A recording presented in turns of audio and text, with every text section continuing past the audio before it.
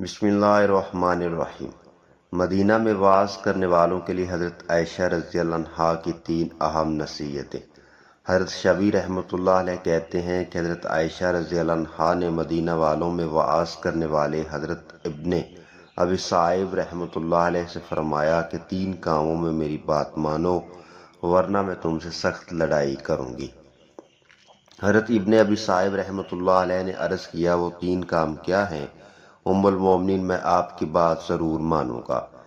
حضرت عائشہ رضی اللہ عنہا نے فرمایا پہلی بات یہ ہے کہ تم دعا میں با تکلیف کافیہ بندی سے بچو، کیونکہ حضور اکرم صلی اللہ علیہ وآلہ وسلم اور آپ صلی اللہ علیہ وآلہ وسلم کے صحابہ اس طرح کا صدن نہیں کیا کرتے تھے۔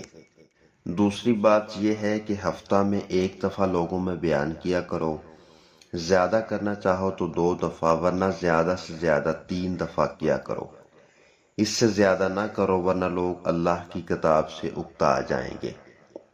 نمبر 3 یہ ہے کہ ایسا ہرگز نہ کرنا کہ تم کسی جگہ جاؤ اور وہاں والے آپس میں بات کر رہے ہوں اور تم ان کی بات کاٹ کر اپنا بیان شروع کر دو، بلکہ انہیں اپنی بات کرنے دو اور جب وہ تمہیں موقع دیں اور کہیں تو پھر ان میں بیان کرو۔